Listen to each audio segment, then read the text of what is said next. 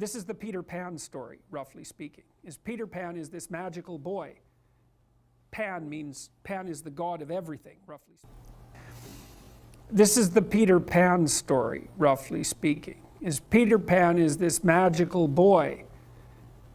Pan is the god of everything, roughly speaking, right? And so it's not an accident that he has the name Pan. And he's the boy that won't grow up. And he's magical. Well, that's because children are magical. They can be anything. They're nothing but potential. And Peter Pan doesn't want to give that up. Why? Well, he's got some adults around him, but the main adult is Captain Hook. Well, who the hell wants to grow up to be Captain Hook? First of all, you've got a hook. Second, you're a tyrant. And third, you're chased by the dragon of chaos with the clock in its stomach, right? The crocodile. It's already got a piece of you. Well, that's what happens when you get older. Time has already got a piece of you. And eventually, it's got a taste for you. And eventually, it's going to eat you. And so Hook is so traumatized by that he can't help but be a tyrant. And then Peter Pan looks at traumatized Hook and says, well, no, I'm not sacrificing my childhood for that. So that's fine, except he ends up king of the Lost Boys. In Neverland, well, Neverland doesn't exist, and who the hell wants to be king of the Lost Boys? And he also sacrifices the possibility that he'll have a real relationship with a woman, because that's Wendy, right? And she's kind of conservative, middle-class, London-dwelling girl. She wants to grow up and have kids and have a life. She accepts her mortality. She accepts her maturity. Peter Pan has to content himself with Tinkerbell. She doesn't even exist. She's like the fairy of porn. She doesn't exist. She's the substitute for the real thing. And so, but the dichotomy that you're talking about is very tricky because there's a sacrificial element in maturation, right? You have to sacrifice the pluripotentiality of childhood for the actuality of a frame. And the question is, well, why would you do that? Well, one reason is it happens to you whether you do it or not. You can either choose your damn limitation, or you can let it take you unaware when you're 30, or even worse when you're 40. And then that is not a happy day.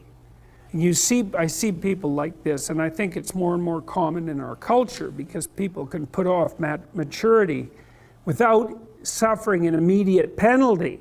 But all that happens is the penalty accrues, and then when it finally hits, it just wallops you, because when you're 25, you can be an idiot. It's no problem. Even when you're out in a job search, it's like, well, you don't have any experience and you're kind of clueless. It's, yeah, you're young, it's no problem. That's what young people are like, but they're full of potential. Okay, well, now you're the same person at 30. It's like people aren't so thrilled about you at that point. It's like, what the hell have you been doing for the last 10 years? Well, I'm just as clueless as I was when I was 22. It's, yeah, but you're not 22. You're an old infant, right? And that's an ugly thing, an old infant.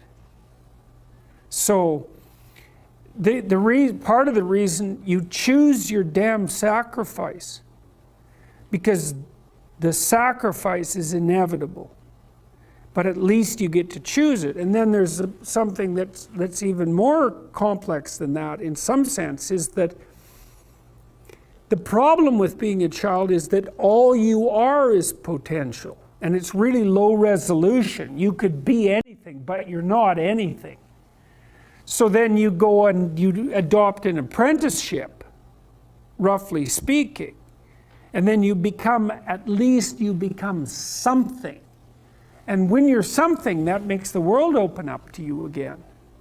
You know, like if you're a really good plumber, then you end up being far more than a plumber, right? You end up being a good employer. Not that plumbers, I'm not putting plumbers down. It's like more power to plumbers.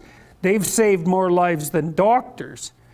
So, hygiene, right? So, you know, if you're a really good plumber, well, then you have some employees, you run a business, you train some other people, you enlarge their lives, you're kind of a pillar of the community, you have your family. You can, once you pass through that narrow training period, which narrows you and constricts you and develops you at the same time, then you can come out the other end with a bunch of new possibility at hand.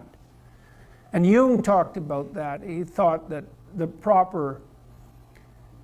part of the proper path of development in the last half of life was to rediscover the child that you left behind as you were apprenticing.